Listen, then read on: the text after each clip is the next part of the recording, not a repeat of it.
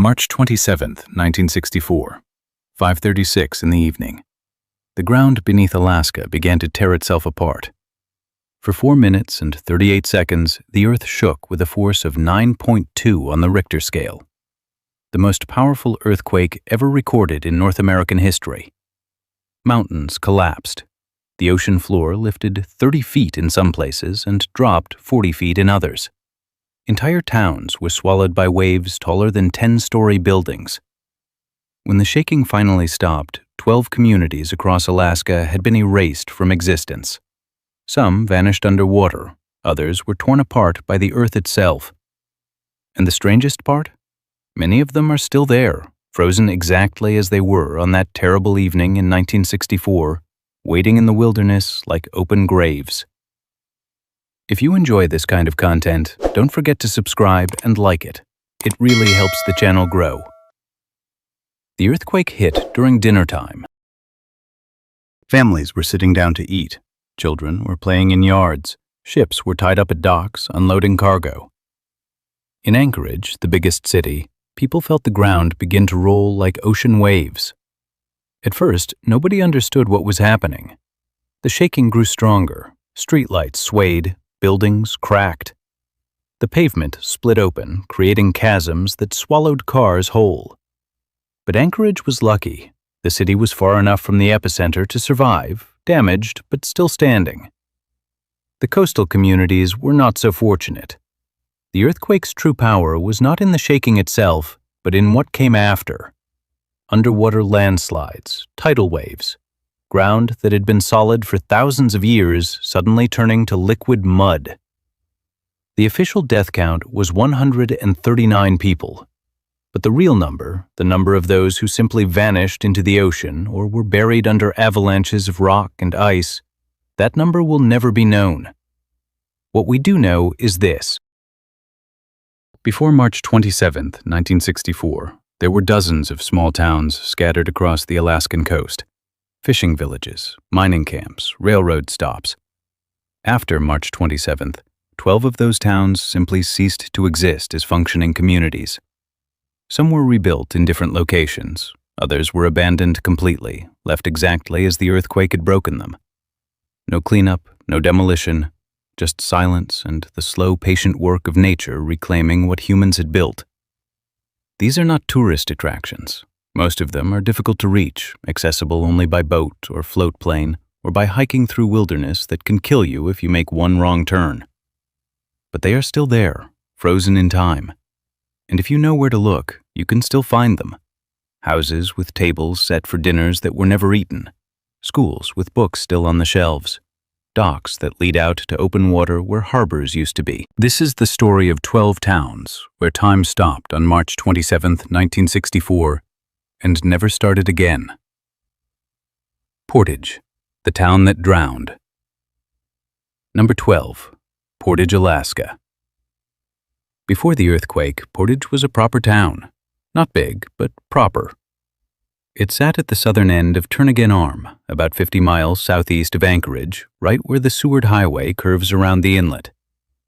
The Alaska Railroad stopped there. There was a post office, a section house for railroad workers, a few dozen homes, a school. People lived there because the railroad needed them there, maintenance crews, station masters, families who understood that living in Portage meant living in one of the most beautiful and unforgiving landscapes on Earth. Mountains on 3 sides, glaciers visible from every window, winters that tested whether you really wanted to be there. When the earthquake hit, Portage dropped. Not metaphorically. The ground itself, the actual land beneath the town, subsided. It sank 6 feet in less than 5 minutes. 6 feet does not sound like much until you realize what it means in a tidal zone. Turnagain Arm has some of the most extreme tides in North America.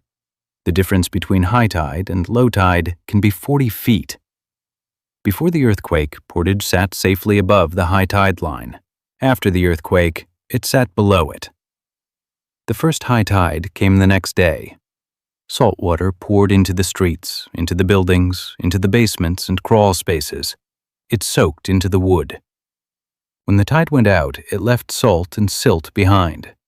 The next tide brought more, and the next. Within weeks, it was clear that Portage could not be saved. The buildings were rotting from the inside. The railroad tracks were underwater twice a day. The ground itself had become a salt marsh. The families packed what they could carry and left. The railroad rerouted. The post office closed. Portage, Alaska, population approximately 100, ceased to exist. But the buildings stayed. For years, you could drive past and see houses standing in the marsh, slowly collapsing as the salt water ate them from below. Trees that had been alive before the earthquake stood dead, their roots killed by the salt, their great trunks still vertical like monuments to what the town used to be. Today, most of the buildings are gone, fallen into the marsh or torn down. But if you stop at the Portage Lake overlook and look carefully at the wetlands, you can still see foundations, concrete steps that lead up to nothing. The old railroad grade, now a raised path through standing water. And those dead trees, dozens of them, still standing after 60 years. They call it the Portage Ghost Forest now, a forest of corpses marking where a town used to be. The earthquake dropped the land 6 feet, and the ocean took care of the rest. Girdwood Old Town, shifted reality. Number 11. Girdwood, Alaska. Or more precisely, the old town site of Girdwood, because there are 2 Girdwoods now. The one that exists today, 3 miles inland at the base of Mount Alyeska, and the one that used to exist at the mouth of Glacier Creek, the one that the earthquake destroyed so thoroughly that the entire community had to pick up and move.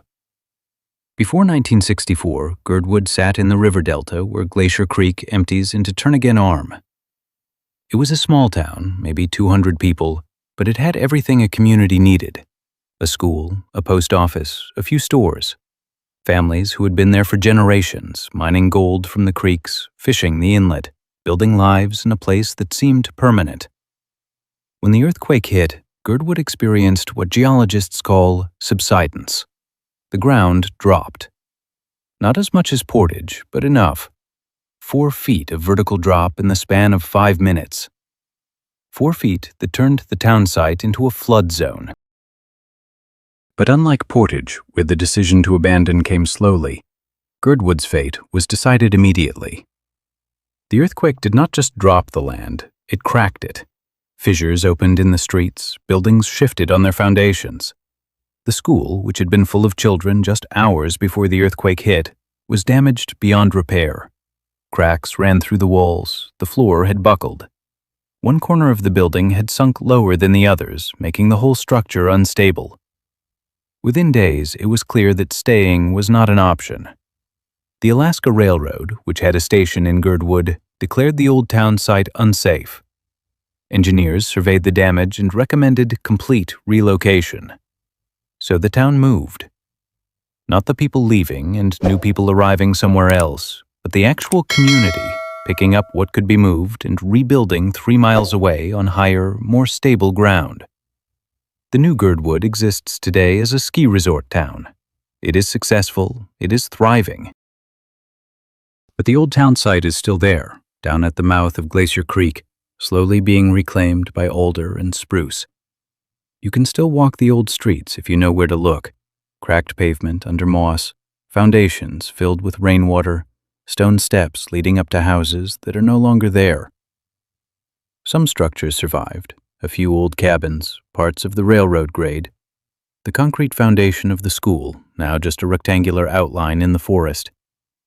And everywhere the sense that something was interrupted. Girdwood did not die slowly. It died in 4 minutes and 38 seconds, and then the corpse was moved 3 miles inland, and the name transferred to a new body. But the old body is still down there in the delta, partially flooded, partially overgrown, waiting for anyone curious enough to go looking for it. Chenega, the Wave of Death. Number 10. Chenega Village, Alaska.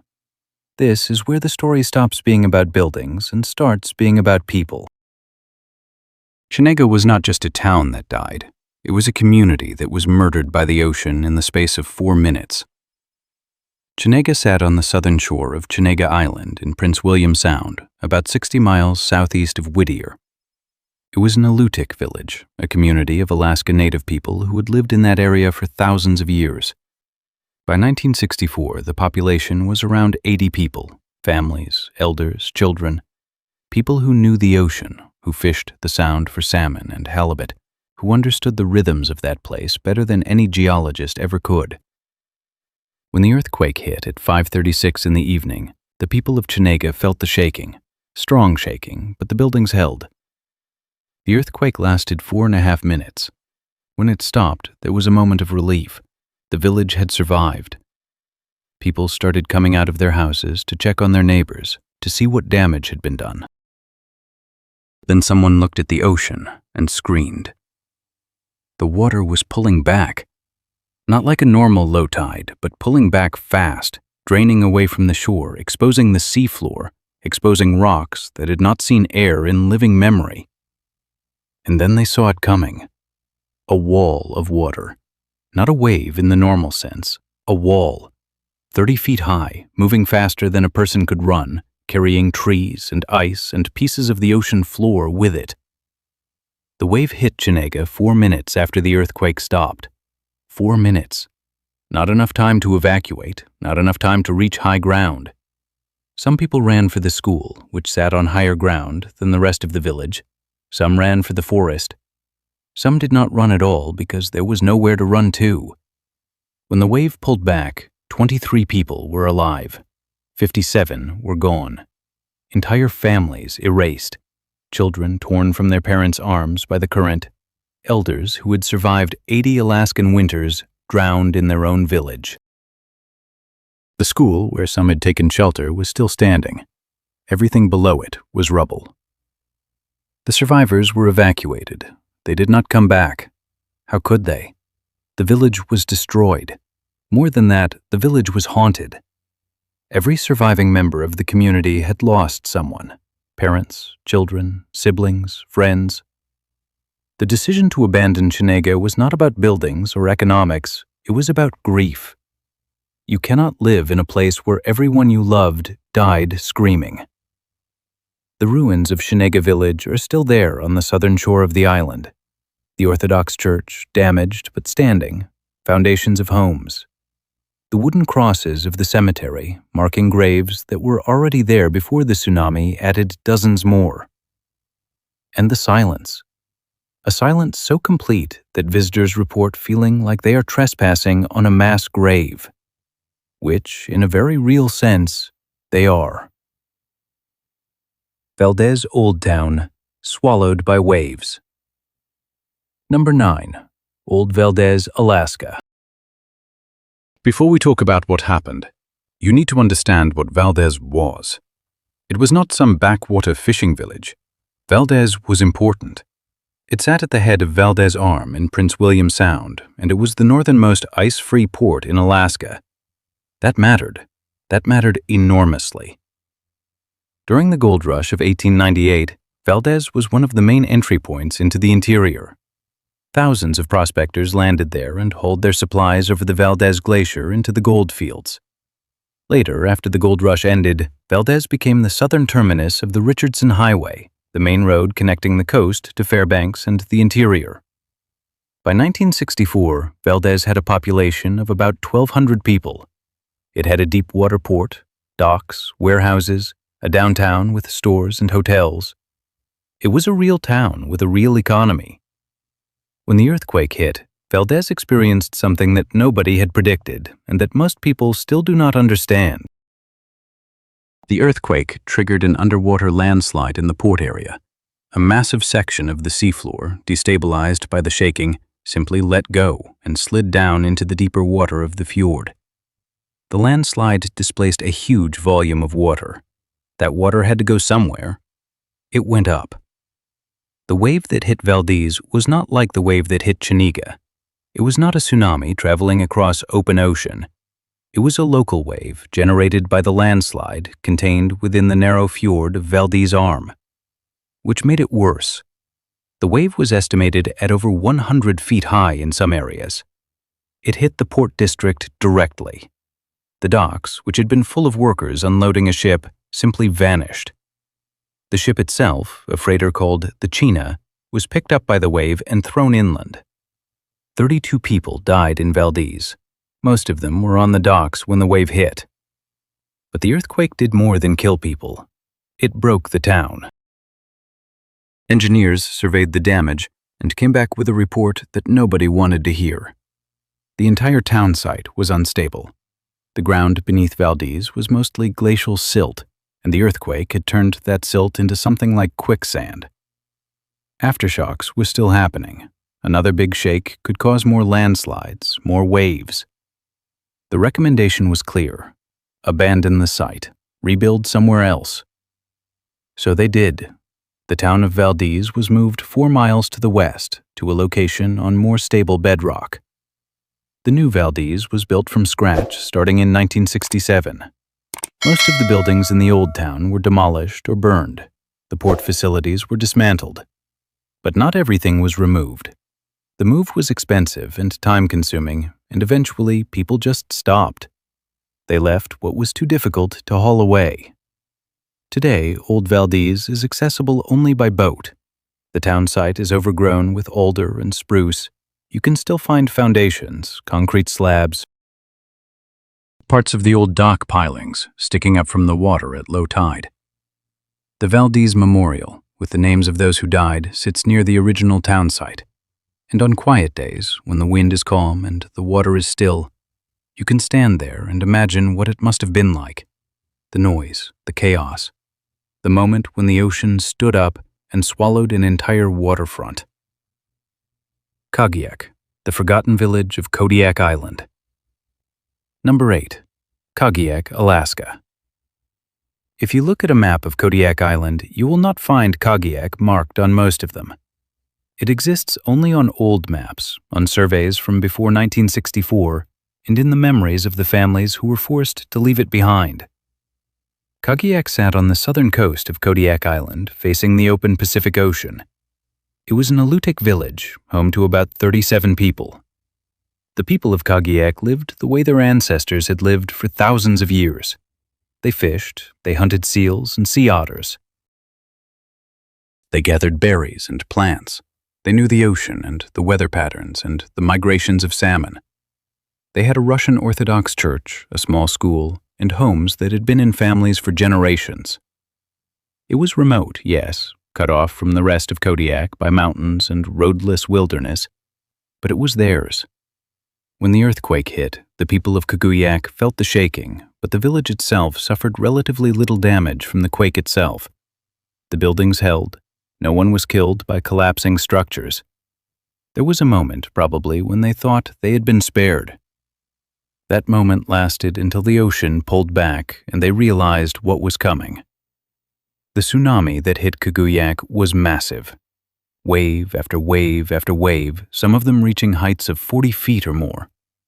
The village was obliterated. The church was destroyed. Homes were ripped from their foundations and carried out to sea.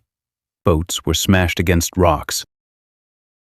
The school, where children had been learning just hours before, was reduced to scattered timber. Miraculously, everyone survived. The people of Kagiak saw the first wave coming and ran for high ground. They climbed the hills behind the village and watched their entire community disappear beneath the water. When the waves finally stopped, when the ocean settled back into its normal rhythms, there was nothing left to go back to. The survivors were evacuated by the Coast Guard. They were taken to the town of Kodiak and told they could not return. The village site was too damaged, too dangerous. There was talk of rebuilding, but it was only talk. Where would the money come from? How could you convince families to return to a place where they had watched everything they owned get swept into the Pacific? So Kagiak was abandoned. Not gradually, not over years. Abandoned completely within weeks of the earthquake. For decades, nobody went back. The site was too remote, too difficult to reach. Nature moved in fast.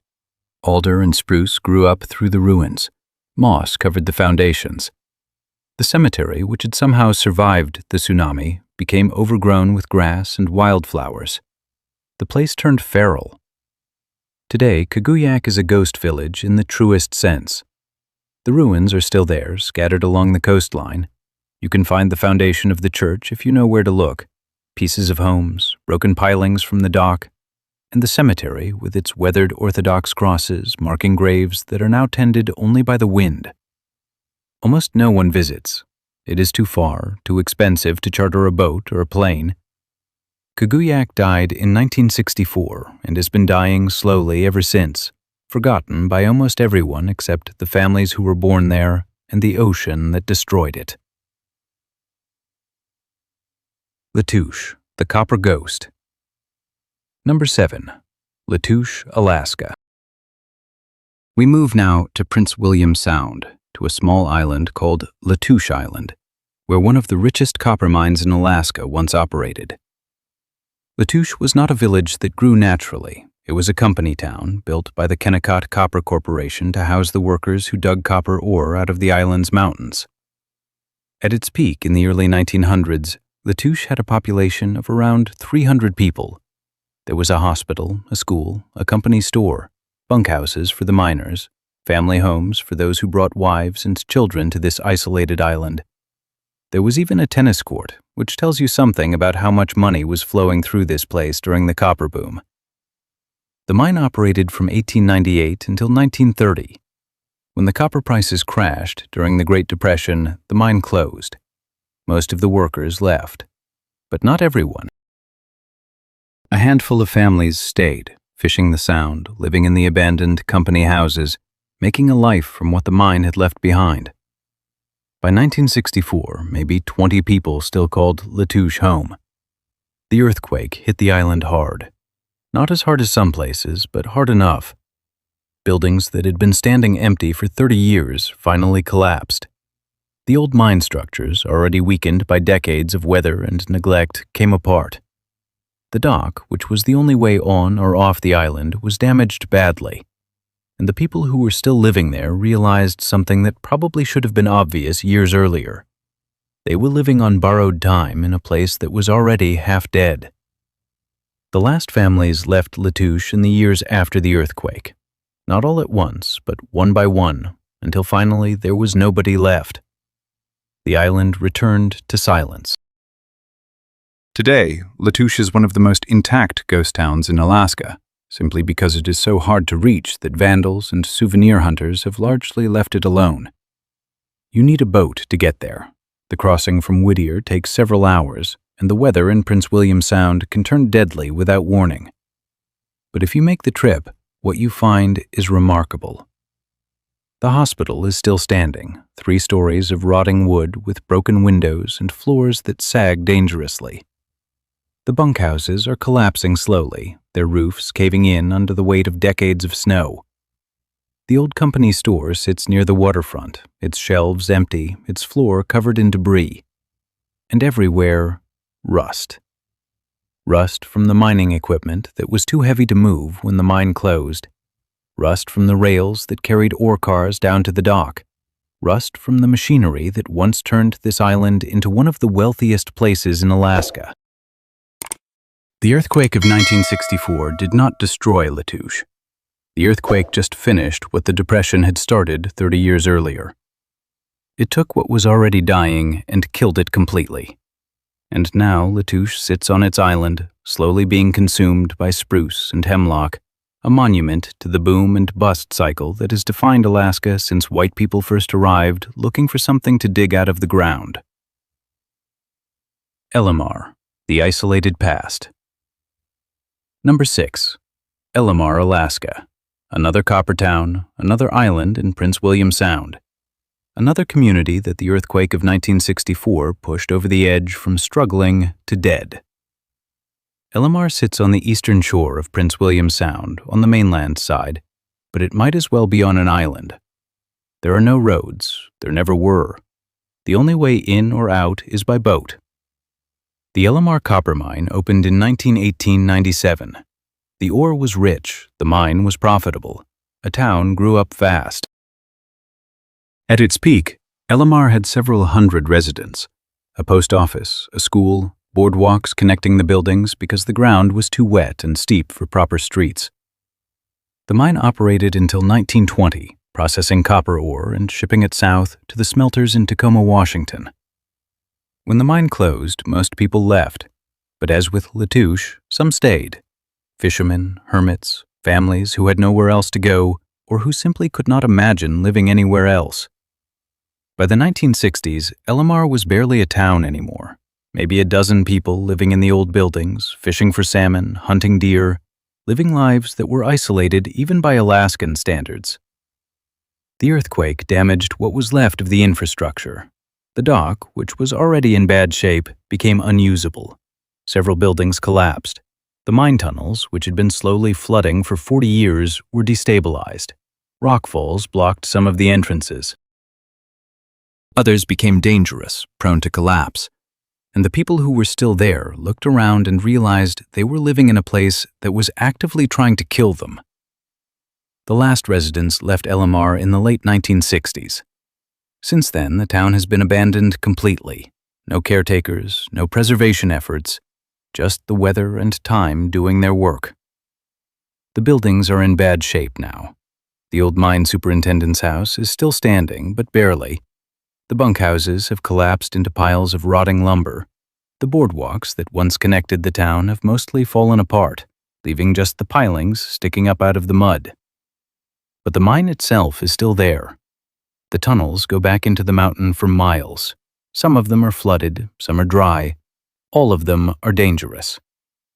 There are stories, probably not true, but maybe true, of miners who went into those tunnels during the boom years and never came out. Of cave-ins that were never properly documented. Of bodies still down there in the dark, buried under rock. What makes Elamar particularly eerie is how much is still there. Because it is so isolated, because almost no one goes there, the ruins are surprisingly intact. You can still find old tools, pieces of machinery, even personal items left behind when the last residents evacuated. Boots, dishes, a child's toy rusting in the ruins of a house. These are the things that make ghost towns feel genuinely haunted, not the empty buildings, but the small pieces of ordinary life, abandoned and forgotten. Independence Mine Settlement. Gold in the Mountains. Number 5. Independence Mine, Alaska. This one is different from the others because Independence Mine is now a state historical park. It is not abandoned in the sense of being completely forgotten, but it is a ghost town nonetheless, frozen in the moment when the mining stopped and the workers left and the mountains reclaimed what had been taken from them. Independence Mine sits high in the Talkeetna Mountains, north of Wasilla, at an elevation of over 3,000 feet. Gold was discovered there in 1936. The mine operated through World War II, producing gold ore that was milled on site and then shipped down the mountain. At its peak, the mine employed over 200 workers. There was a complete town up there, bunkhouses, a mess hall, machine shops, a power plant, family housing for married workers, even a school and a recreation hall. The mine closed in 1951. Gold prices were fixed by the government and operating costs were rising. The company that owned Independence could not make the numbers work anymore, so they shut it down, laid off the workers, and walked away. The buildings were left in place, all the equipment was left in place. There was talk of reopening someday if gold prices went up, so nothing was dismantled. Then came the earthquake of 1964. Independence Mine is far from the coast, far from the areas that were hit by tsunamis. But the shaking was felt all through south-central Alaska. At Independence, several buildings were damaged. The mill building, which was the largest structure on the site, developed cracks in its walls. Some of the smaller outbuildings collapsed, and any remaining plans to reopen the mine were quietly abandoned. Who wants to invest in reopening a mine in a location that just proved it sits in an active earthquake zone? So Independence Mine stayed closed. The buildings weathered, snow accumulated on the roofs every winter, several feet of it, putting stress on structures that were never meant to last more than a few decades anyway. By the 1970s, the mine site was in bad shape. Roofs were collapsing, windows were broken. The weather was winning. In 1980, the state of Alaska acquired the property and turned it into a historical park. Since then, there have been efforts to stabilize some of the buildings. The manager's house has been restored. Some of the other structures have been made safe for visitors. But many of the buildings are still in the condition they were left in when the mine closed. Rusting equipment, broken windows, interiors filled with debris. What makes Independence Mine particularly striking is the location. It sits in an alpine valley surrounded by peaks, accessible only by a winding mountain road that is closed half the year due to snow. In summer, it is beautiful and haunting. In winter, it is buried under snow, completely isolated, a ghost town in the truest sense. The earthquake of 1964 did not destroy Independence Mine, but it ensured that the mine would never reopen, that the town would remain frozen as it was in 1951, a monument to a brief moment when men thought they could pull enough gold out of these mountains to make it worth living at 3,000 feet in one of the harshest environments in Alaska. Whittier, the town under one roof. Number 4. Whittier, Alaska. Now here is where things get strange, because Whittier is not technically a ghost town. People still live there. About 200 of them, most residing in a single 14-story building called Begich Towers. But Whittier might be the most unsettling place on this list precisely because it sits in the shadow of its own abandoned past. Whittier was built by the U.S. Army during World War II as a secret military port. The location was chosen because it is ice-free year-round, protected by mountains, and accessible to the railroad through the Anton Anderson Memorial Tunnel. The military built 2 massive buildings. The Hodge Building, which housed soldiers, and the Buckner Building, which was a completely self-contained city under one roof. Buckhouse, as it was called, had apartments, a hospital, a jail, a theater, a bowling alley, a shooting range, a store, and a tunnel connecting it to the port facilities. At its peak, over 1,000 military personnel were stationed in Whittier. Then the war ended. The Cold War continued, so the base stayed active through the 1950s. But by 1960, the military was scaling back. Whittier was expensive to maintain and no longer is strategically important. The Army began transferring personnel out. The earthquake of 1964 hit Whittier hard. A tsunami damaged the port facilities. The Hodge Building was severely damaged and had to be condemned. The Buckner Building survived structurally, but was damaged enough that the military decided it was not worth repairing. In 1966, the Army decommissioned the base completely and left. They took what equipment they could move and abandoned the rest. The Buckner Building has been empty since 1966. It is the largest abandoned building in Alaska, 14 stories, over 150 apartments, miles of corridors, all of it empty. The windows are broken. The interior has been stripped by vandals and weather. You can walk through it, though it is dangerous and technically illegal. Inside, you find remnants of the life that used to fill this place.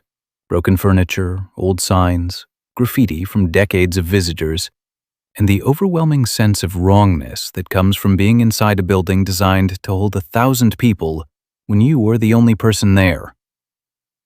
The civilian population of Whittier moved into Begich Towers after the military left.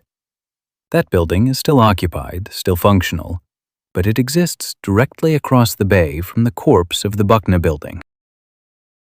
Every day, the people of Whittier look out their windows and see this massive, dead structure looming over the waterfront. It is a constant reminder of what Whittier used to be and what it has become.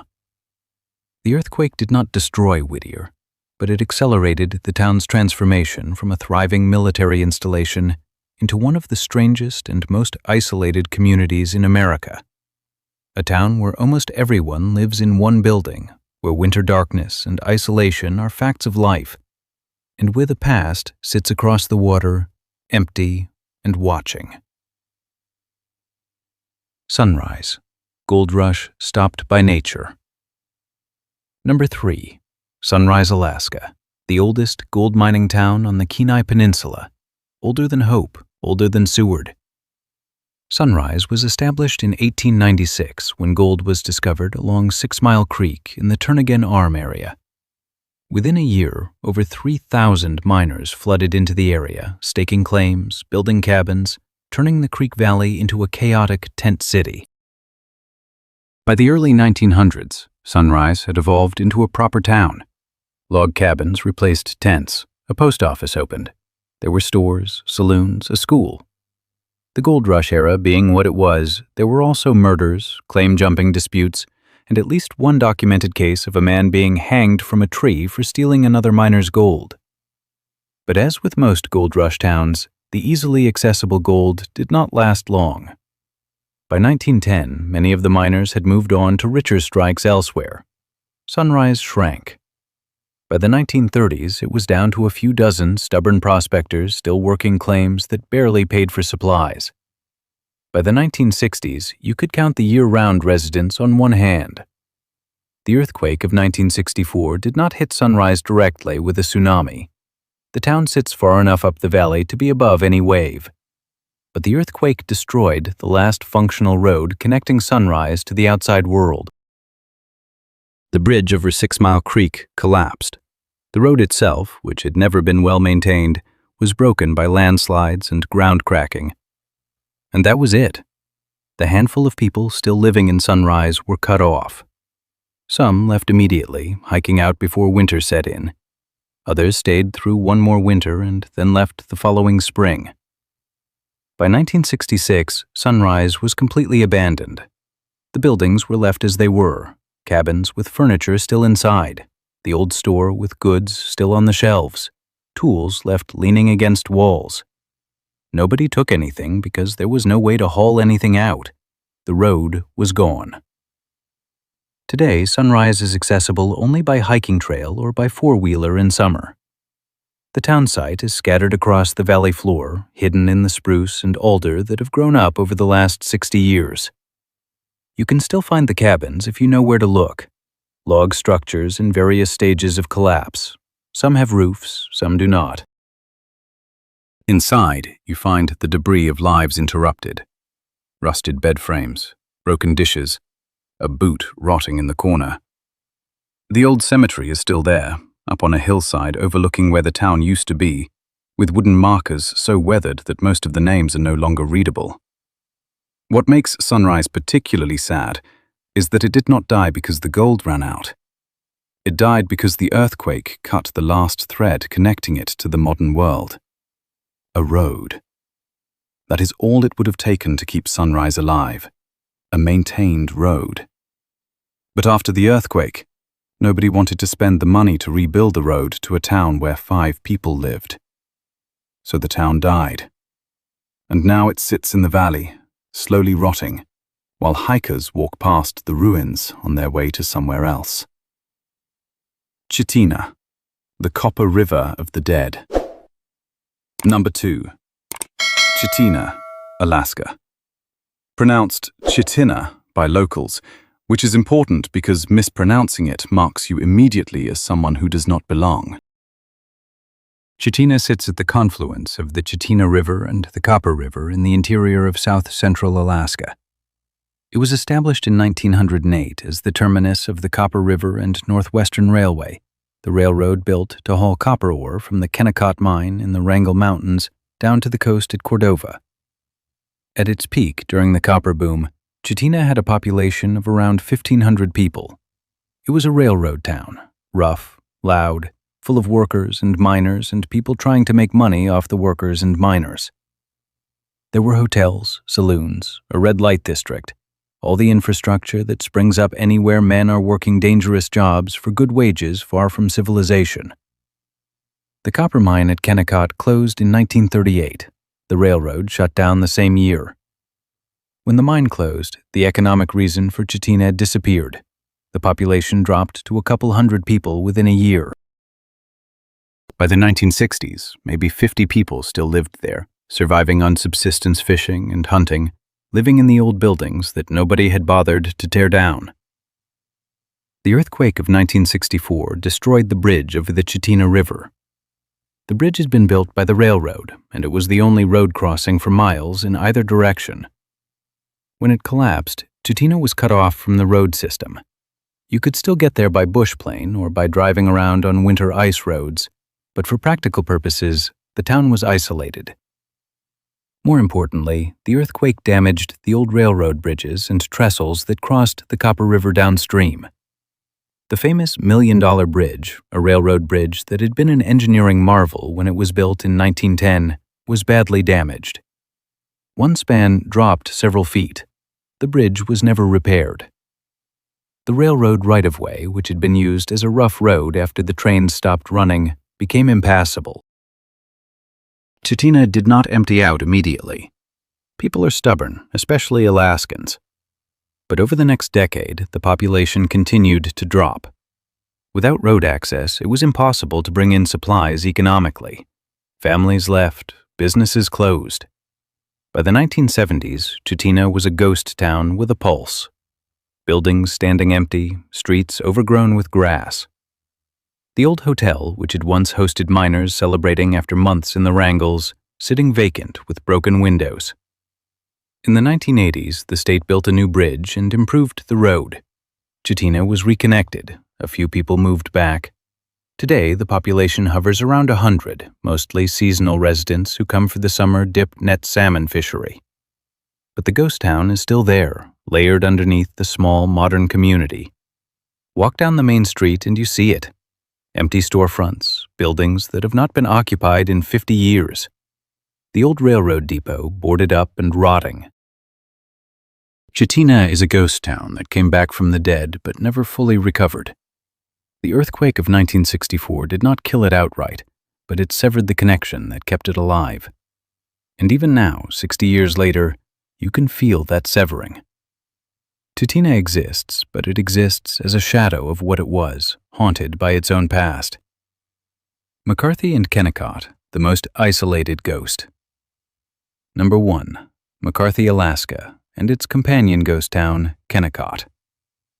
These are not just ghost towns, they are the ghost towns, the most remote, the most intact, the most haunting. If you only visit one abandoned place in Alaska, it should be this one. McCarthy sits in the heart of the Wrangell-St. Elias Mountains, at the end of a 60-mile gravel road that is not maintained in winter and barely maintained in summer. Kennecott sits 5 miles up the valley from McCarthy, a massive complex of red-painted buildings clinging to the mountainside above the Kennecott Glacier.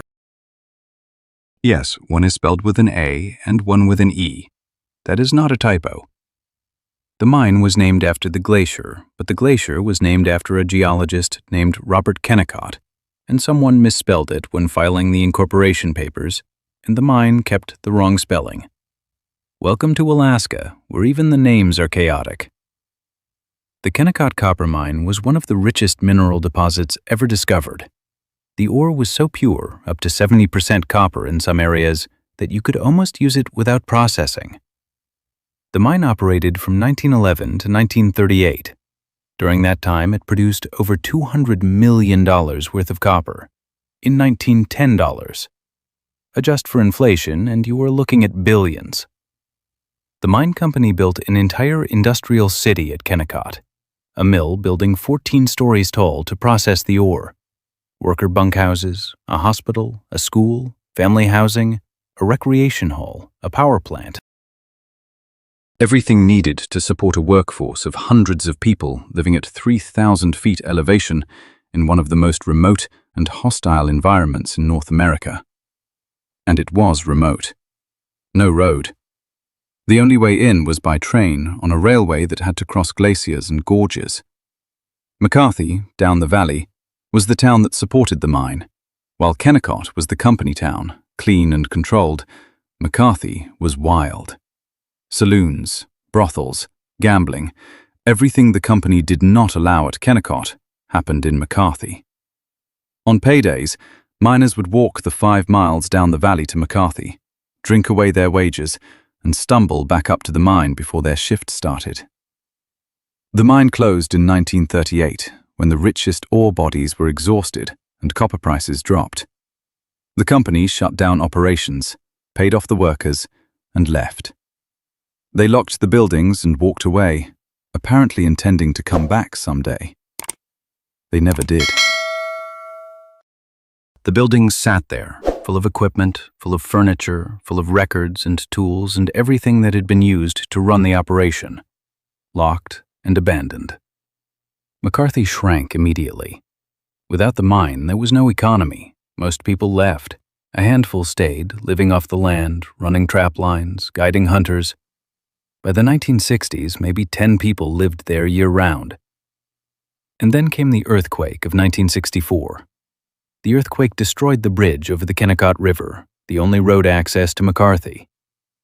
The bridge had been built by the railroad, and it was already in questionable condition. When it collapsed, McCarthy was cut off completely. The only way in or out was by foot, crossing the river on a hand-pulled cable tram.